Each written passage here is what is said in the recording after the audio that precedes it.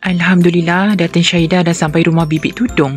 Datin tunjuk rumah asal Bibik sebelum kerja di rumah Datin. Dan rumahnya yang sekarang dah besar dan cantik selepas 13 tahun kerja di Malaysia. Assalamualaikum. Saya dah sampai dekat Jember dekat Jawa di kampung Bibik Tudung korang, okey. Actually korang, inilah rumah asal Bibik Tudung. Masa dia belum kerja dengan saya, inilah rumah dia. Kalau yang nampak kat sini, tapi masa tu dia berlantaikan tanah. Okey, dia berlantaikan tanah. Cuma tolak sikit. Sekarang ni buat tempat simpan motor je. Ni rumah dia dulu korang. Nampak susah dia kan? Okey. Tapi alhamdulillah,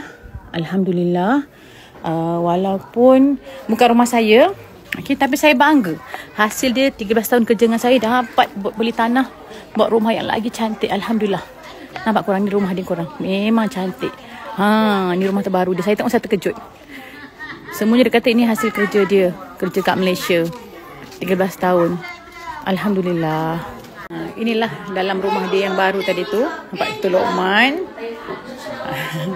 Seronok anak saya. Ini rasanya mungkin gambar arwah ayah dia kot. Sama muka kan? Masa muka dia. Ini masa saya bawa pergi umrah.